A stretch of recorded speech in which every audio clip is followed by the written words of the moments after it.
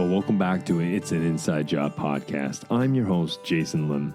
Now, this podcast is dedicated to helping you to help yourself and others to become more mentally and emotionally resilient so you can be better at bouncing back from life's inevitable setbacks.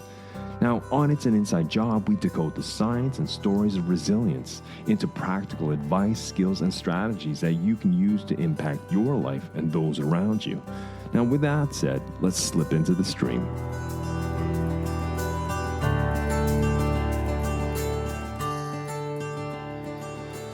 Well, welcome back to a new week, and thanks for joining me for another episode. Organizational resilience, I think that is front and center for a lot of companies at the moment. And when we look at the human aspect, the most important aspect of any organization, words such as social sustainability and diversity, inclusion, equality, fairness, psychological safety, all of these elements are so fundamental to a resilient organization. Especially after coming out of the pandemic, and thankfully that is months and months behind us.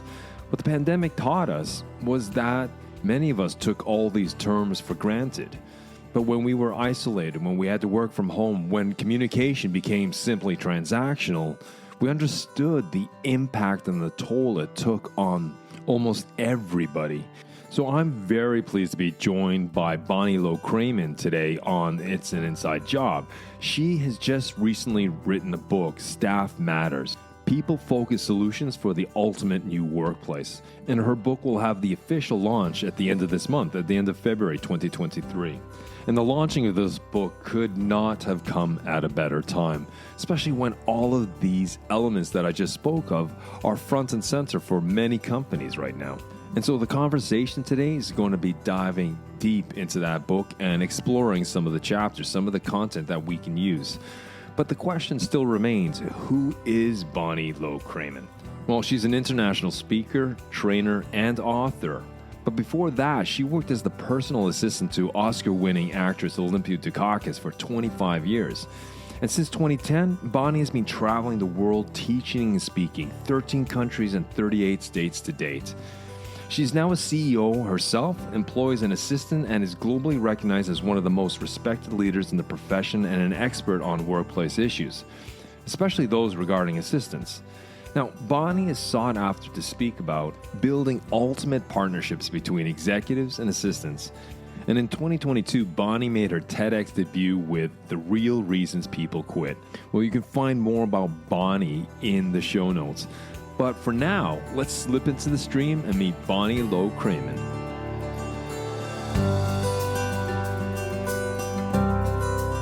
Well, thank you, Bonnie, for joining me on the show. I really appreciate you showing up and being generous with your time. I thought we could begin the conversation by you introducing yourself and what you do. Thanks so much for having me, Jason. I am Bonnie Low-Kramen. I am originally from New Jersey, live in Florida now. For 25 years, I worked as a personal assistant to a celebrity couple, Olympia Dukakis and Louis Zorich. And that experience pretty much launched what I'm doing now. It led to writing my first book, Be the Ultimate Assistant, and teaching and speaking all over the world. In a million years, I never thought that speaking about working as an executive personal assistant would take me to places like Dubai and Scotland, but it did. And that led to talking with so many, not only assistants around the world, but leaders and HR professionals and recruiters who really helped me understand that there was a lot that was being disconnected in the workplace. So for the last 7 years, I've been working on my second book called Staff Matters. In this meantime, I teach workshops, Be the Ultimate Assistant workshops, and I go into corporations and support assistants to build better and stronger and sustainable partnerships with their leadership. What I've come to find out, Jason, is that there is pitifully a small amount of training offered to leaders about how to manage a staff, and not so much education for the assistants either. So I'm of a mind that we can do a whole lot better in this workplace. Thanks for that. I appreciate the introduction because I think the heart and the scope of this podcast is to talk about resilience, and resilience shows up in so many variants. And so one of them is organizational resilience, and I think you said it so succinctly. It's about building strong, sustainable relationships. I mean, that goes to the heart of resilience in organizations, because if they're not strong and they're afraid at the edges, well, you're going to have a very fixed and brittle type of organization. And that brings us to your book. In a few days, you will be launching Staff Matters. And I really'd like to dive into that because you were kind enough to send me a copy of the book, and it is 21 chapters. I mean, it's a hefty book, but it's not just theory. What I really liked about it was the pragmatics and the practical. I mean, a lot of tools, a lot of stories, a lot of quotes from experience. So it's not a book of just book knowledge. It's actually a book of experience knowledge. And that's what really appealed to me. I was wondering, could you maybe elaborate a little on what inspired you to write Staff Matters? Thanks, Jason. Yeah, it's been more than 7 years in the making. I share that I had an aha moment in 2012 when I was in London, and another speaker asked the audience the following question: how many of you feel well managed by your leaders? And from the back of the room, I watched a room of over 200 executive assistants, seasoned assistants, and how so few raised their hands. And I thought, and the ones that did, it was very reluctant or very very lackluster, not with any real enthusiasm. And I thought that led me to think, what is going on here? What is going on? And that led to understanding the data point that many people have repeated, and that is that the average age that a leader receives their very first training in managing people is not until age 46. That data comes from 2021 from a survey that was from leaders from all over the world. And so you don't have to be a math genius to figure out that most leaders are out of school out of their MBA programs, out of their, whatever they've gotten their degree in. They've been out of school more than 20 years before they get their very first training in managing people. And so for me, that was an aha moment. It was like, oh, well, that explains it. There's a lack of education for leaders.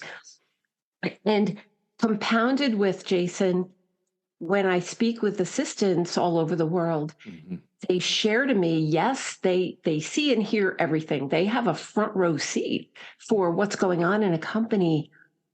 But what they also share is that there's real reluctance to tell the leaders and to tell HR what they are seeing and hearing. There is a genuine fear in the global workplace. And frankly, that was in play prior to the pandemic, and the pandemic has only made it more complicated because of the virtual and remote nature of the work. I mean, you have a psychology background. Surely we know that it's hard enough having a difficult conversation in person, face to face. I would argue that it's quite a bit harder for people over a webcam. No, I'd agree, because I wrote an article a few months, it must have been a year ago, on something on proximity bias. And it's just that it's our natural tendency to favor those in the room face to face than those on screen. And when we have meeting after meeting after meeting on Zoom or Teams or whatever it is, the interaction will naturally become transactional. It's just like, what's the business? Because let's get down to it.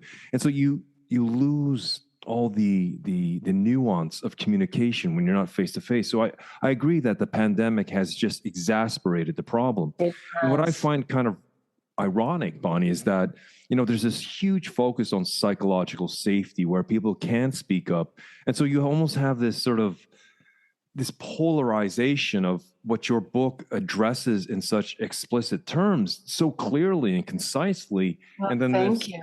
And then this this drive or this motivation with a lot of organizations to drive psychological safety. My concern sometimes with psychological safety is that it just becomes management speak. So if we could just rewind back to the trailhead of this conversation, you said you were in London at a conference listening to another speaker, and he or she said, how many of you are being well managed? And that kind of triggered this cascade of thoughts. Can I ask you, from your experience, just to sort of start generally here, how would you operationally define well managed? If someone feels managed, how do they know that? Right. And all of this is discussed in the book. When someone feels well managed, that means that they feel respected for their job.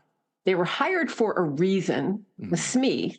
Every person hired in a company is a SME, a subject matter expert in something, at least one thing. And a person who feels well managed feels respected for that role they're playing. They are given clear expectations. They are given regular feedback. There is accountability. There is transparency on a team.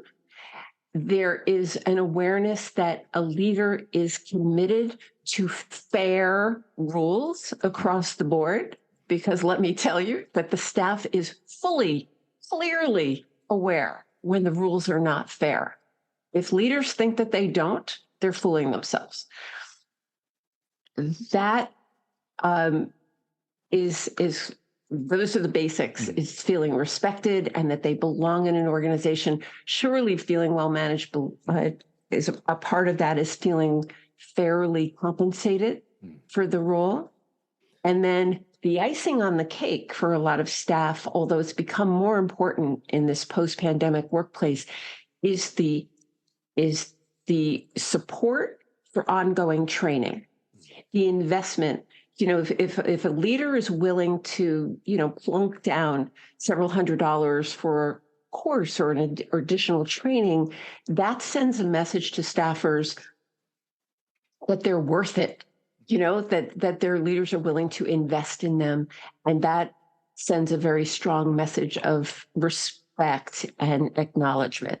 So that's kind of a short laundry list. How does that sound to you? That resonates with me completely, because one of the main tenets that I pulled from your book is that people are not so, money is important, but it's the respect. At the end of the day, they want to show up to a workplace where, as you said, they subject matter experts, or SME, right? SME, you said, where people are respected. Can I ask you, we all know what respect means, but in the context of this, what does it mean for respect? Like, if I was to come in and I had a manager, how would I know I'm feeling? I know I feel respected, but what is specifically going on? What is your advice to managers and leaders of all sorts? I really go granular in the book, because no matter where I go, all over the world, that word, respect, hits a nerve, a big one. That's what, in my view, is the number one thing that all staff wants, no matter where you are. No matter if you're the janitor, you want to be respected for being a good janitor, And so it becomes things that do not cost penny. Things like saying, "Good morning, Jason," as opposed to just walking in and going to your desk. It's about saying your name, saying it, pronouncing it correctly, caring that I know that your last name is pronounced a certain way versus another way. I've had assistants tell me that they've quit jobs because their leaders refuse to pronounce their names properly. It gets, there's nothing more personal than somebody's name. And so when leaders may think it's trivial, but it is so not. I'm sorry, I interrupted you. What were you going to say? No, it's just that the name is the sweetest word you can hear, right? And then when you say they consciously choose not to do that, I find that I'm a little flabbergasted to hear. It's so basic. Some leaders view it as a joke. Like, they're just going to call her Susie, and she really wants to be called Susan.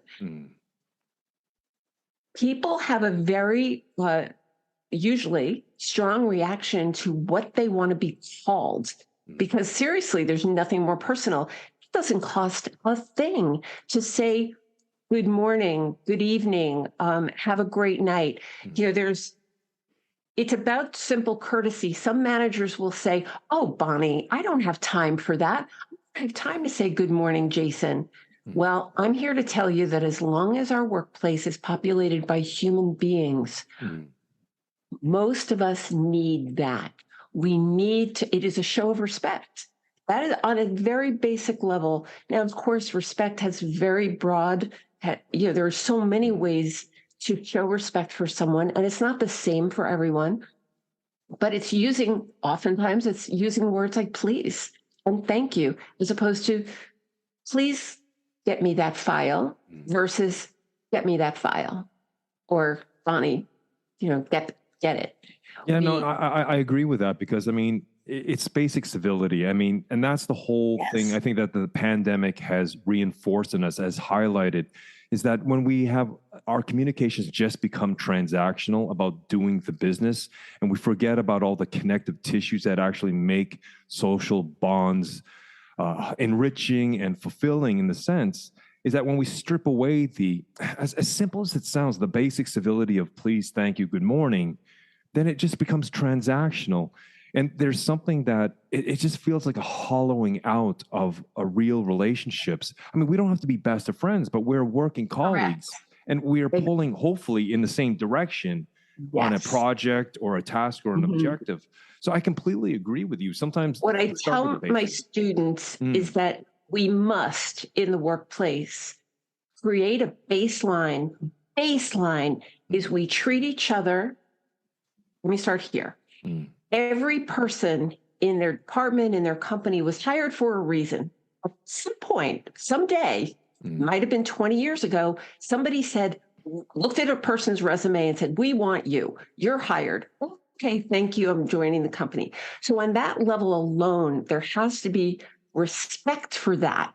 That you might not know what that reason is, but the fact that they are employed by the company is worthy of just an assumption of we are going to respect each other as professionals, and then to treat each other professionally with mutual respect. You begin there. The workplace is no place for bullying and intimidating behaviors. We must begin with professionalism and mutual respect in our workplace. End of story. Yeah, no, I concur. When I'm in and out of organizations as a sparring partner or coach or what have you, disrespect, some people might just get over it and just get down to the business. We pay you enough money, just do the job. Yeah. To some extent, yes, that's true, but that's looking at it at a very superficial level. If you look at the depth of this, disrespect is something we call social pain, from my discipline. And social pain is something that's actually linked to physical pain. So when people feel disconnected, disrespected, undervalued, not appreciated, it creates physical pain. So if that person was to actually take like an aspirin or what have you to deaden the pain, then that would go away. But unless the underlying reasons why that pain is showing up are addressed, such as civility, such as respect, and that pain will come back. And as you said, after a while, people will leave a company, not before the company, but because of the boss, he or she, what have you. They leave it because of their manager. Correct. And so I see so much of this, and that physical pain speaks volumes to having a psychologically unsound or unsafe environment. Is this what you've experienced from all the interviews you've done? I think you did, was it 1,200 interviews or something? 1,500. 1,500, sorry. Because 1,500. Part of my workshop is that I have one-on-one conversations with every student before they come. I've been doing it for 12 years. So, it's actually one of my favorite parts of the workshop is we do it either by phone or by Zoom. And in those one-on-ones, Jason, I mean, what happens when people feel safe to say what's really on their mind. They will tell you everything. And what leaders need to know is that if people are walking around in fear and terror of, losing their job or, not being liked or whatever, or being judged in a negative way, they will tell them nothing or what they feel like the manager wants to hear. So yeah, I've done a lot of interviews, and what I'm very aware of is that yes, psychological safety, I have a chapter called Is It Safe? That is what staff wants to feel safe to be who they are, to actually, have the runway to do their jobs. And as opposed to being micromanaged. That's the problem with micromanaging, is that people don't feel like they're trusted to do their work. So if leaders are looking for the reason behind the great resignation and quiet quitting, it all, for me, boils down to disrespect. And, I want to circle back to something we were talking about earlier, is that in business school, if we agree that data is correct, that most leaders don't get their first training about managing people till age 46, then that would say that most curriculum in business school is not teaching future leaders what exactly is psychological safety? How do you help a person feel psychologically safe? So if that's true, then truly my hope is I do include that data and information in great detail in my book, and I'm so glad that you had such a positive response to it. My hope is that the book becomes on the recommended reading list at business schools, because if they're not going to get it in the classroom, how about they get it from Staff Matters? And honestly, part of my goal is to put future leaders to the chase on what is actually going to matter. Give it a try. Say, "Good morning, Kathy," and see the reaction that happens. This is not trivial or silly to do. This is smart business to do. And unless somebody is told this, how will they know? So I have great empathy for leaders. I want them to have the answers. That's my point of view on that. Staff Matters, is that an extension of what you teach in your workshops? There's a lot at stake in this workplace. And so, yes, Staff Matters, it's people-focused solutions for the ultimate new workplace. I see in a post-pandemic world, I'm very optimistic because I feel like we have a great opportunity right now with all the upheaval that's gone on. In the book, I make the point about, we had 9/11, which threw the world into turmoil. And then we had the financial crisis of 2008, which again threw the workplace into turmoil. And now we have the pandemic and the great resignation, and now it seems to be flipping the other way. So, it's not a mystery why people feel like they have whiplash, about what's happening. Are we going back into the office? Or are we not going back? How many days a week? In a million years, people did not expect in February 2020 that there was going to be a time when most of the workforce was working out of their houses. That was unthinkable for so many. And you, as a psychologist, that people resist change. Human beings typically resist change. Organizations, teams, people facing change is nothing new. It has been around as long as we've been around. But when organizations are trying to deal with situations, to come up with novel ideas or approaches of how to mitigate or to come up with a contingency plan, well, sometimes we need to take an unorthodox approach. And that means to broaden the spectrum of our conversation, of who we pull in. And Bonnie speaks to the idea of increasing the diversity of that conversation. And sometimes that means taking an unorthodox approach, bringing in different peoples into the dialogue from different parts of the company, have different roles and responsibilities, from very high to very low. Because everyone has an experience. Everyone can see the organization from their perspective.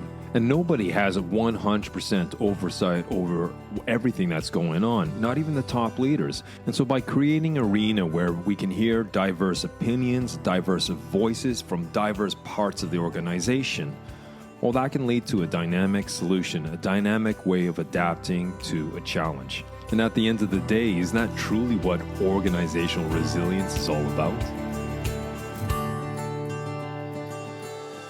The irony in the assistant world, my classes Be the Ultimate Assistant.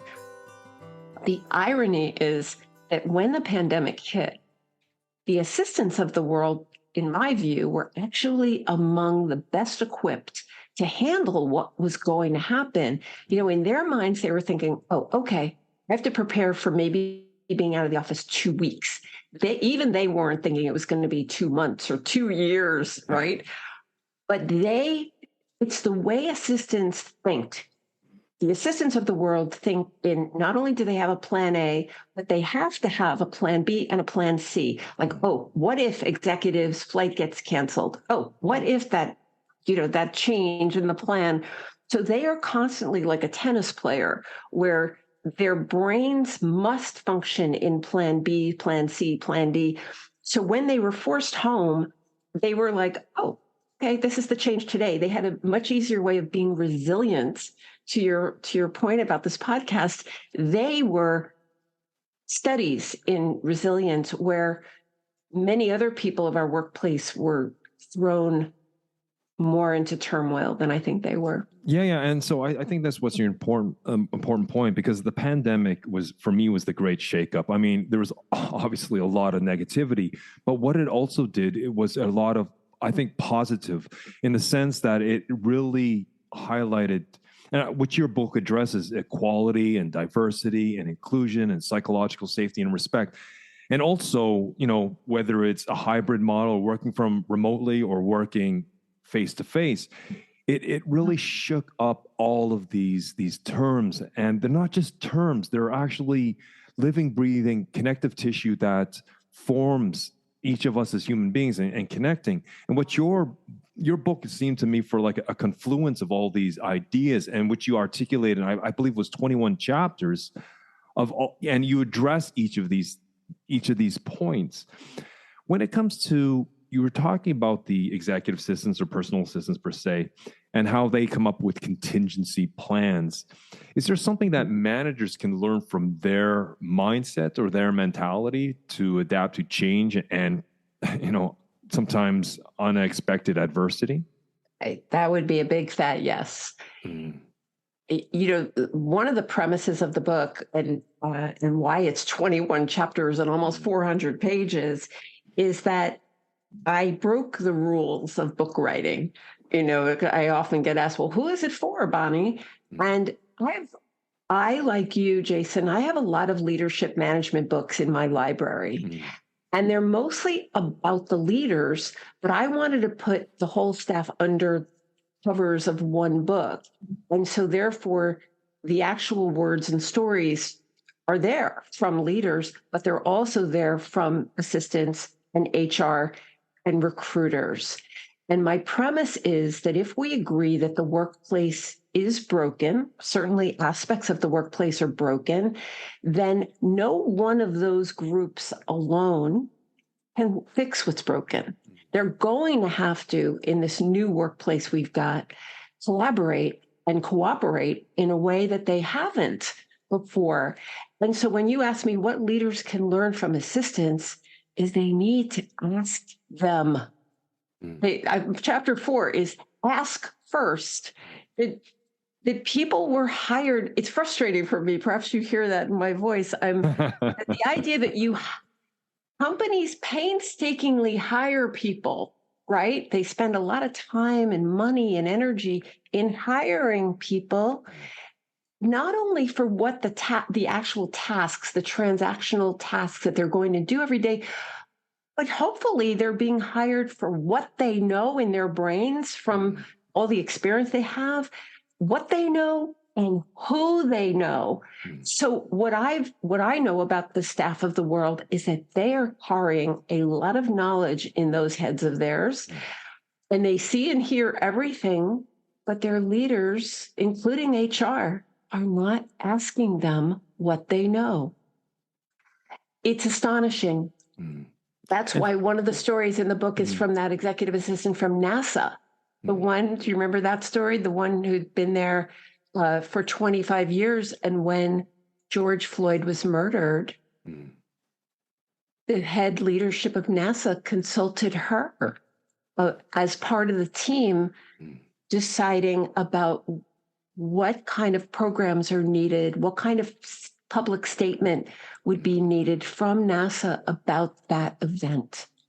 And how visionary, how radical was it to bring in someone who represented the staff in that conversation? So it's about asking their people.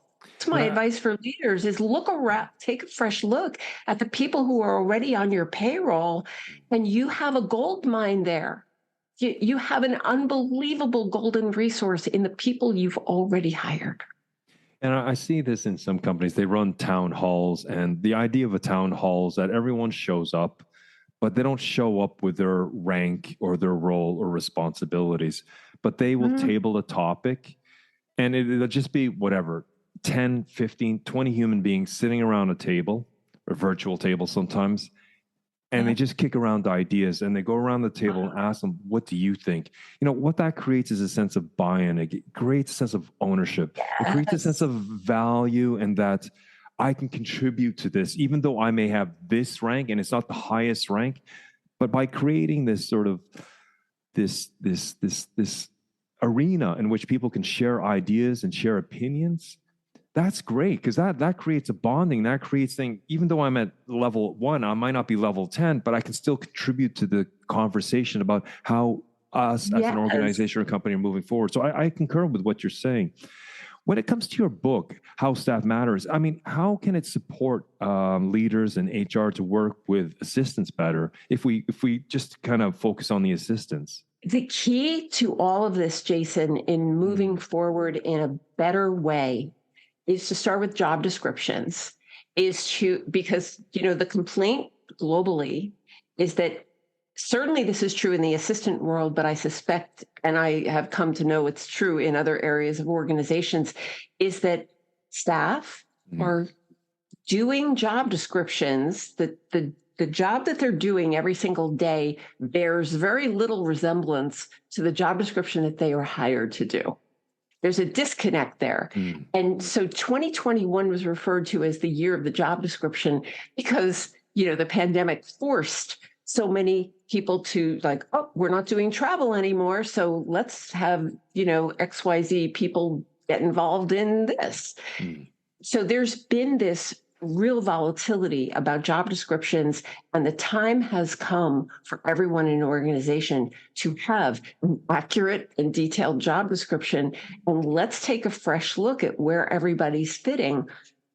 In the assistant world, for example, there are typically, historically, HR responsibilities that many assistants not only are great at, but that they would be excited to get involved with. It's not that they would have total responsibility. What I'm talking about, things like the interview process for not only assistants, but new executives. To have a representative from the assistant staff sitting in on those meetings, because these professionals come at it with different eyes, right? So an onboarding is another subject. Assistants happen to be, some are great at onboarding people. They're so organized. They just love that whole teaching aspect. And then speaking of teaching, some assistants happen to be super techie, and they love the idea of teaching others what they know about, whether it's Word, Excel, PowerPoint, Outlook. And so it's not only that they are subject matter experts about the tech, they can actually be supportive of IT if they hold a lunch and learn and teach their top 10 tips in Outlook or whatever. So, the list really goes on and on. How about disaster planning? My goodness, between the pandemic and 9/11 and all these natural disasters like tsunamis and earthquakes, and my goodness, we have extreme weather. Companies are taking a fresh look at their disaster plans. There's nobody I've ever met who thinks that we're done with these, whether it's going to be a social health crisis, is there going to be another pandemic? When is there going to be, God forbid, another, terrorist attack? Mm. We hear about active shooter situations every day. Clearly, every company needs to have a really robust and great disaster plan. And assistants happen to be great sources of information about those kinds of things. What software do we use to reach our people? So I think IT could be supported by assistants, and also HR in pandemic certainly shone a great light on how many things HR is responsible for. Frankly, Jason, I think the time has come for company leaders to acknowledge that there needs to be a restructure of who's doing what in companies. That's what I think, as you said, when it comes to disaster or some unexpected uncertainty, and they're talking and they're tabling that an issue as to what is a response or what kind of plan B should we have for this. Bringing people from different sectors, different responsibilities and professions into that conversation within an organization. And exactly, executive assistants or PAs or whatever you classify these professionals as, part of their job is to actually think about contingency plans, how to mitigate risk when it comes to their particular manager or their executive that they're working with to help smooth out their day. So there is a certain mindset. There's probably a certain kind of set of questions they ask themselves. Maybe automatically that could be part of the question set that could help to come up with contingency plans for whatever they're planning this organization. Is that something that you're speaking to? Oh my goodness, yes. And it's not the same for everyone. So on a staff of, say, 10 assistants, not everybody is, compelled by, putting their minds on a disaster plan, for example. But chances are there are one or two who would love to be involved in that effort. There's a lot of attention being given right now to diversity, equity, inclusion, and belonging. ERGs, employee resource groups at companies, and assistants are wonderful sources of information for that kind of thing. But it's not the same for everybody. So what it requires is a conversation with individual people. So Shelley, what's interesting to you now? And they call them stay interviews, they're annual reviews. It's a check-in with staff to see, how are you doing? What is your current job description? Are you happy with that job description? Is there any area you want to learn more about? Is there something that you see that you think we ought to be working on? That process takes time. And what it first takes is knowing that it's important to do. And I'm here to tell you what I promise every leader is that your staff knows a great deal more than they're sharing because nobody's asking them what they think. I guess in a sense, although it's not unorthodox, it is unorthodox for a lot of the leaders to think about tapping into potentials that they haven't thought about before, those resources, those experiences, those knowledge to contribute to whatever topic is at hand, and maybe a very burning issue within a particular organization.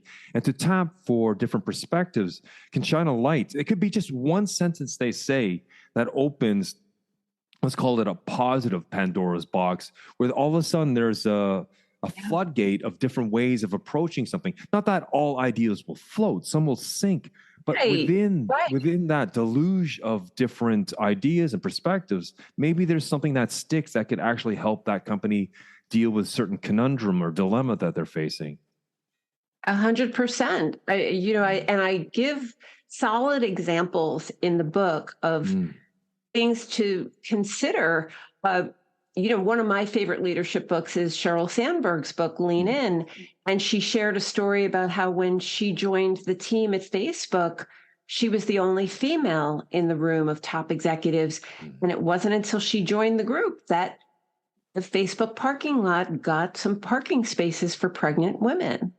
What is your advice? I mean, you've been in the game for many years and you've Yep. talked to a lot of people globally in different corporations.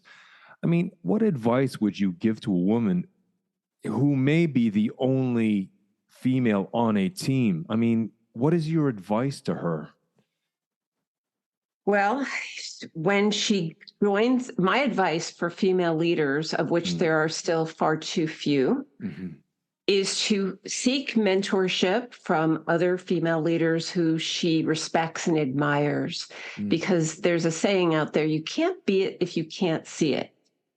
And many female leaders, the only role models they have to emulate are men.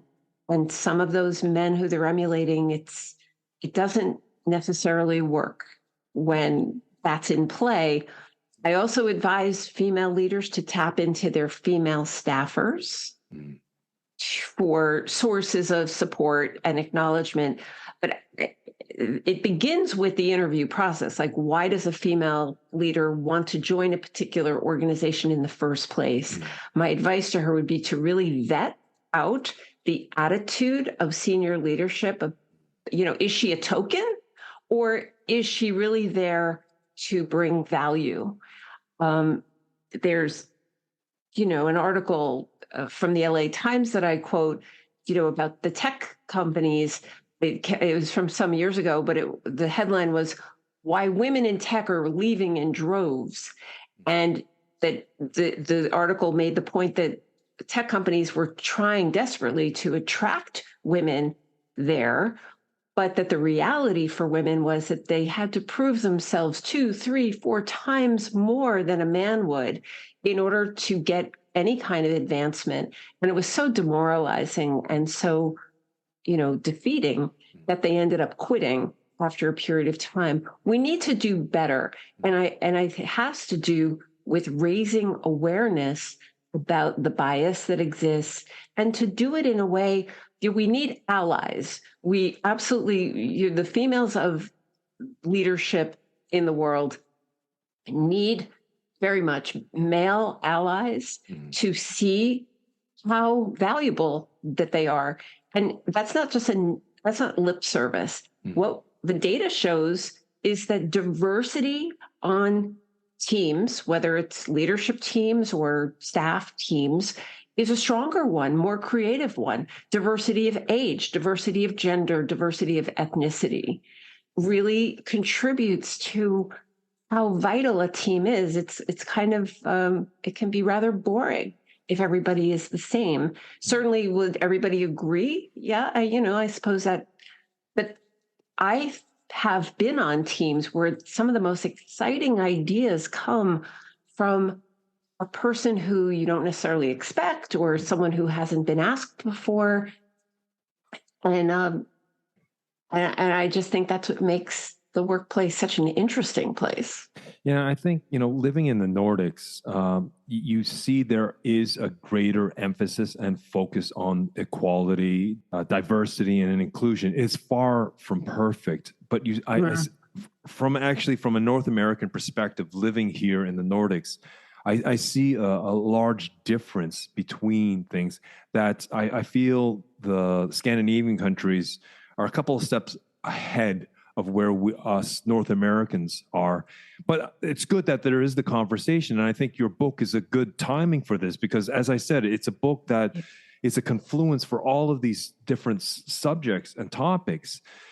I was wondering... Well, Jason, please. May I ask you, why do you feel that the Nordic countries, I have my own theory on this, but why do you think the Nordic countries are ahead of the rest of the world in equality and diversity and inclusion? May I know?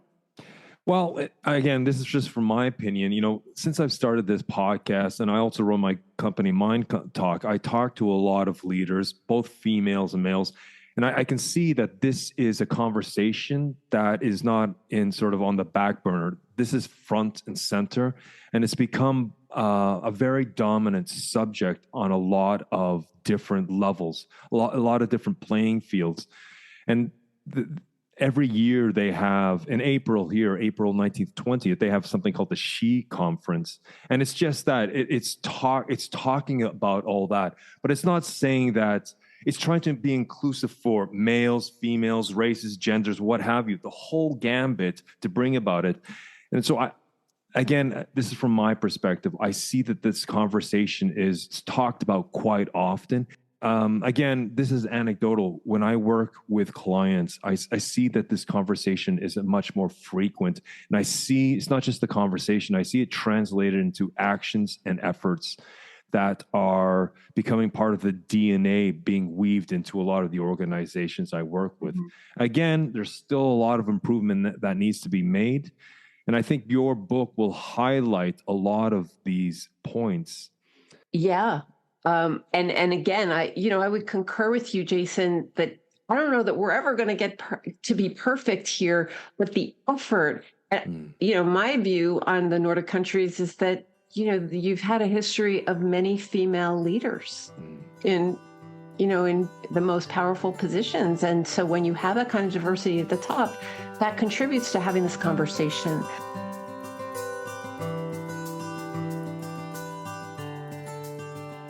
There's a great quote that Bonnie said. She said, their staff knows a great deal more than they are sharing because nobody is asking them what they think.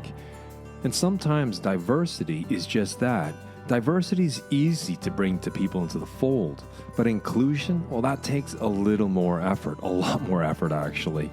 And that is to ask people what they think, to tap into their knowledge and their experiences, their ideas and their opinions, because they bring a lot to the table.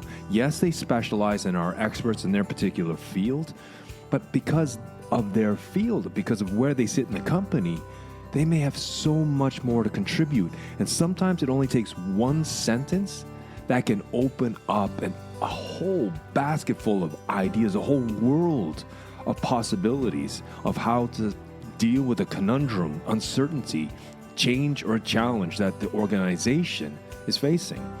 And so in the last part of our conversation, Bonnie talks about some companies that she highly respects that have made this leap, such as Salesforce and Hilton. But you know what? I'll let Bonnie speak to the rest of that. All right, Bonnie, take it away. In my book, I was on the search for the companies that are doing it well. And again, they're not perfect, but they're trying. They're absolutely trying. And so some of the companies that and nobody paid me to say their names or anything in the book, I would point to Salesforce as one of them. Mark Benioff, as the CEO, he was committed openly, like on the TV show 60 Minutes, to equity, to wage equity between women and men. His head of HR discovered that there was a serious disparity between what men were being paid at Salesforce and women. And he put millions of dollars into leveling it. And I mean, that's to be admired for sure. Another one is Hilton. When the pandemic hit, I loved the story about how Hilton committed to not letting anybody go. And what happened to the hospitality business. Yeah. And not only did they, keep people on at their salary and keep health insurance, but he partnered with the head of American Express because of the problem about first responders, right? Nurses, doctors not being able to go home because they needed to, they were afraid to bring the virus home to their families. Yeah. So Hilton collaborated with American Express to provide 1 million hotel rooms to doctors and nurses and firemen and first responders, which I thought was, just so responsive and real. So I point to them as companies doing it well. Yeah. And there's many more, which I point to in the book. I think life insurance in New York, they gave out gift cards to staffers just without any strings attached in order to outfit their offices. Do you need a new monitor? Do you need a new desk chair? Do you need a new light? like, here's $500, do what you need to do. Like, I mean, that's cool. Yeah, and I think your book, it dives into, I mean, you parse apart the individual topics in 21 different chapters, giving examples and quotes and suggestions. And, whether it's respect or disrespect, whether it's fairness. And one of the things I really liked about the book is where you've talked about the unmentionables, where, some of those unsaid undercurrent of things that happen in corporations. I was wondering, is there one that kind of really stood out to you that you'd like to share with my listenership? Something that stood out to you that we should address? I'm actually wondering which one stood out for you. For me, I think, as we talked about just pre-interview, one of them that stood out to me, it wasn't a company mentioned, but I think her name was Kelly or something, where the manager, she was in a meeting with a bunch of leaders, and the manager had said something to her, "Are you stupid? Didn't you get it?" And what that revealed to me, and then when she gave some feedback, I guess a little time afterwards, it says, "I found that very offensive. I was hurt by that." I'm just paraphrasing now. Right. That he was kind of clueless to that idea. He's like, "What? Oh, I didn't mean it like that." And it's just like, this social antennas to have that conversation, to be cognizant of how you treat people and that civility and how you communicate. Yeah. For me, it was kind of shocking. I mean, I work with this stuff inside out every day, but when I read that, it's like, really, this is real life. Happened? And yeah. Kim, you're telling the story of Kim and Kim. I think what's so powerful about the story is that when she confronted her CEO, the CEO was, as you say, sincerely clueless, sincerely oblivious about the way that kind of language was landing.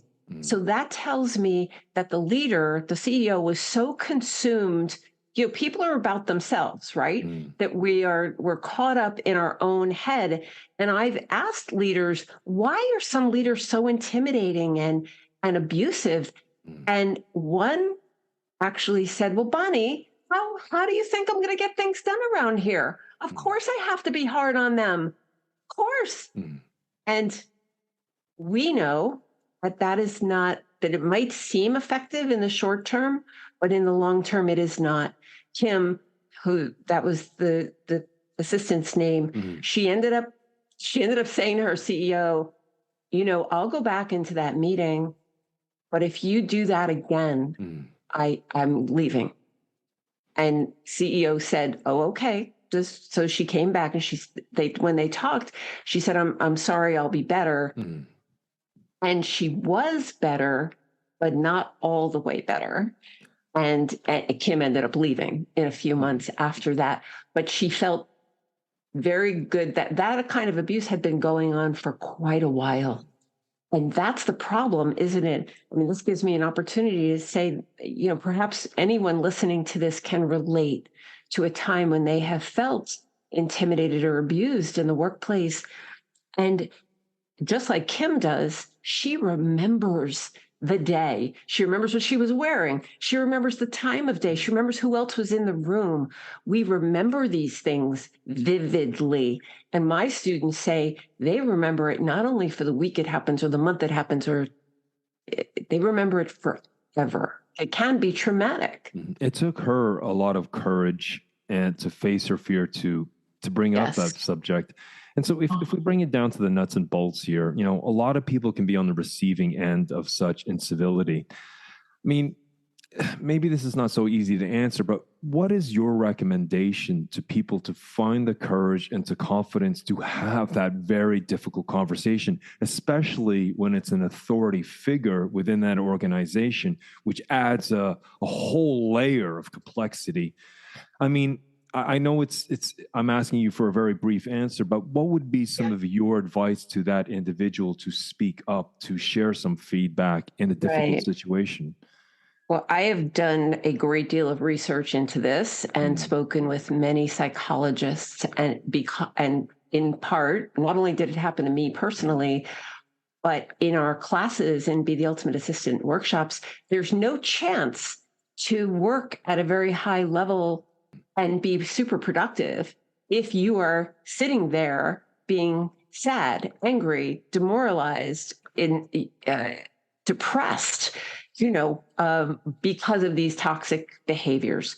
So I believe life is too short to deal with this.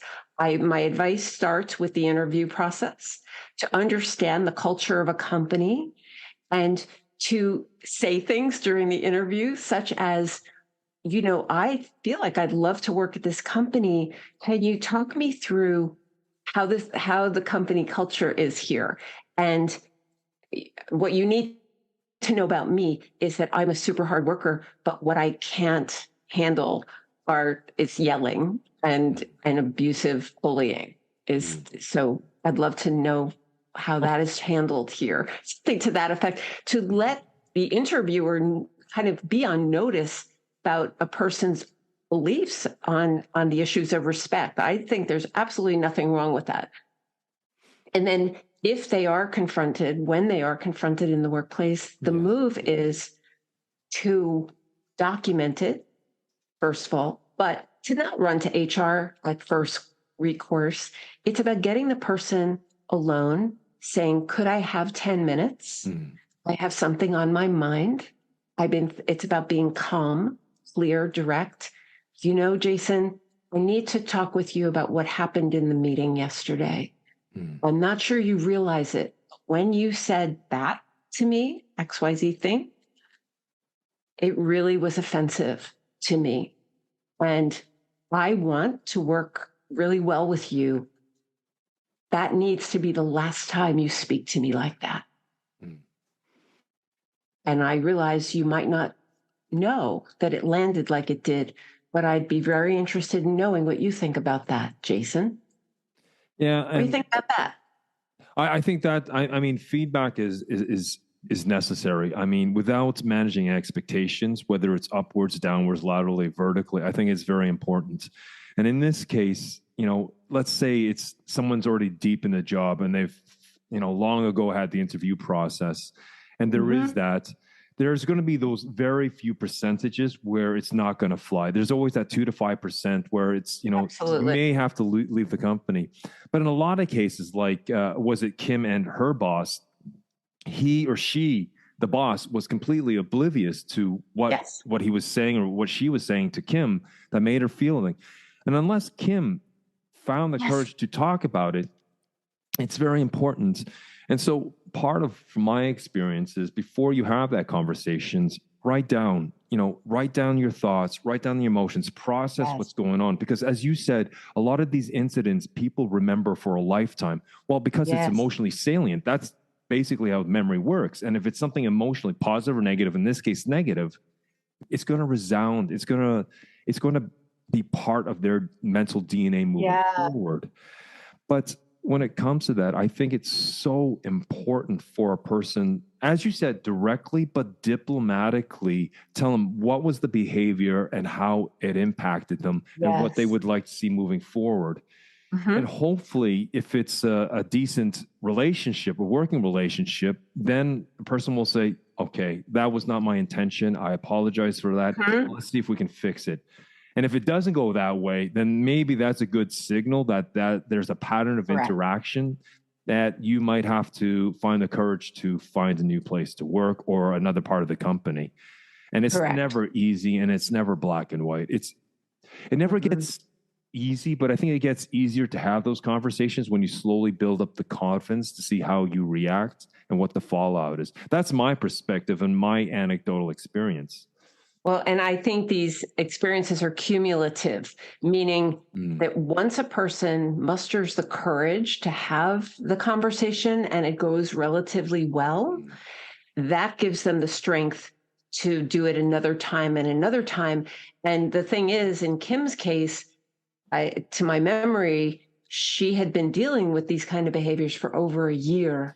And in my view, I don't want it to take a year. I want it to take a month at max, to give a person a chance. I don't want it to last a year. I want it to last not even a day, really, but we give people the benefit of the doubt. We let people slide. We say, oh, that's the way he is, or, we give them excuses. But the reality is bullying has no place in the workplace.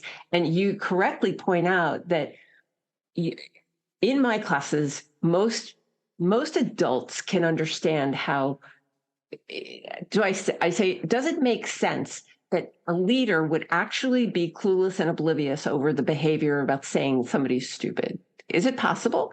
And they pretty much agree that, yeah, it's possible for them to be clueless and oblivious. So then the question is, how do you make somebody who's clueless and oblivious not clueless and oblivious? We have to tell them. And I'm so gratified that so many of the people who've been in my workshops and audiences have taken that leap, and because it takes incredible courage to do it. But it's about finding the words. So in our workshops, we talk about the words to say. And in the book, in Staff Matters, I give people the words to say. I want all staff to have the tools they need to build something better. And frankly, not only for themselves, but for their kids and the grandkids. I know you have children. I do. I have grandkids.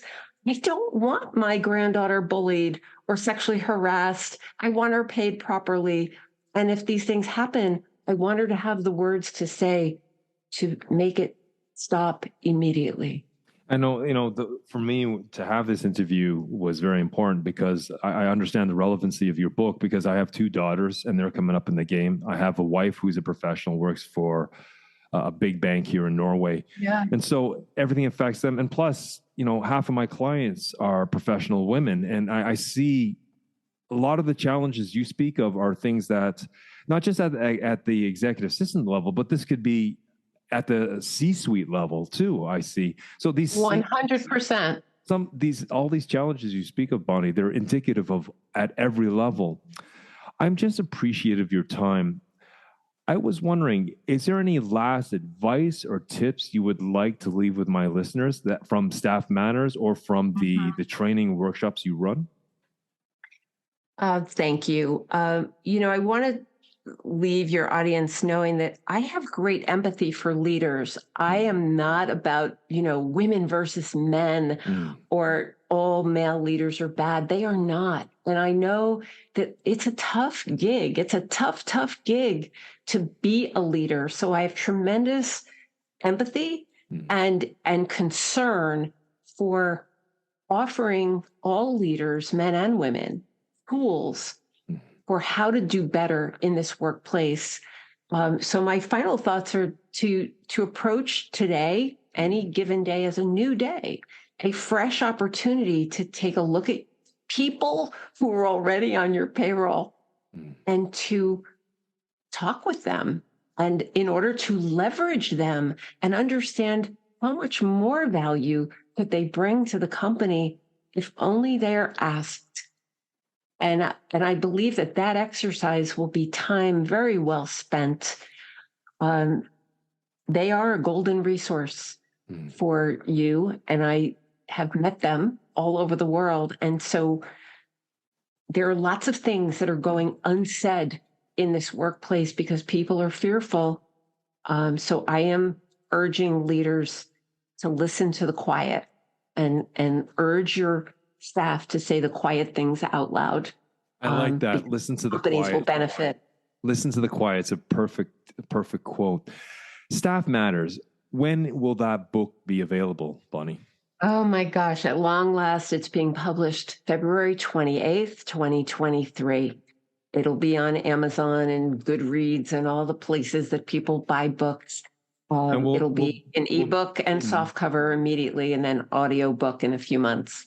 Okay. That was my interest, audiobooks, because I've read the book, but I also like listening to books on my long runs. So it's perfect. Okay. Well, then you'll get to hear my voice talking about these ideas, which I'm so happy to know how much they resonated with you and what you're thinking the impact can be on leaders, because that's the point, isn't it? At the end of the day, it is to create better workplace. And I think half the battle is just educating, making people cognizant of the ongoing issues that some people feel. And sometimes, unless you are that gender or of that race or of that what have you, you might be just oblivious. And it's not because you're consciously oblivious. It's just because maybe your life doesn't take you into those spheres of experience. And so it's to have that diplomacy and directness to have these hard conversations without everyone sort of becoming so polarized, that where we can sit down and have a conversation about these things. And your book does it huge justice to those conversations of diversity, inclusion, gender issues, equality, and everything else. Respect, disrespect. Those are the issues that are slowing people down, Jason, slowing them down and stopping them dead in their tracks. And if there's any final point to finish on, is that that's not serving leaders or companies.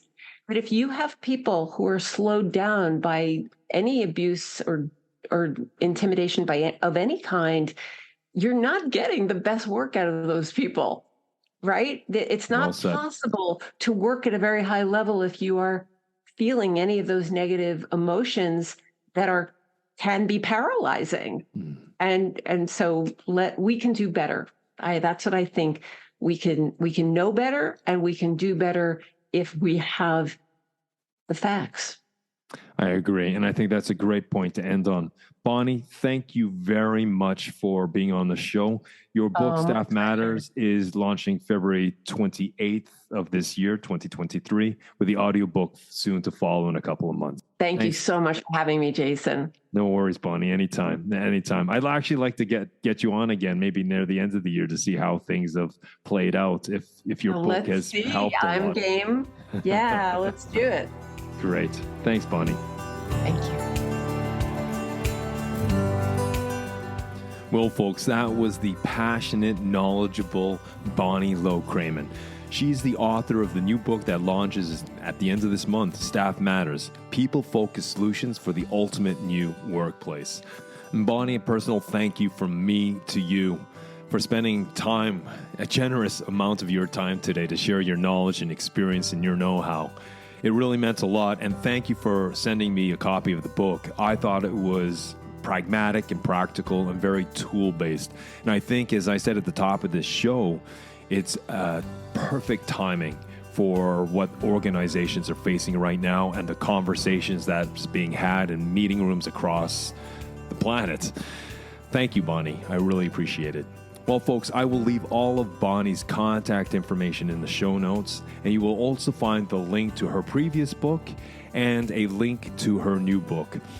Well, folks, that brings us to a tail end of another show, and I thank you for showing up, and I hope you spread the message. And you can do that by a call to action. If you could rate, review, and subscribe to the podcast and to this episode, that would be great. And if you could recommend to 2 friends, 2 family, and 2 colleagues the podcast, you'd be doing me a big favor to spreading the word. But until next week, until we speak again, keep well, keep strong, and we'll speak soon.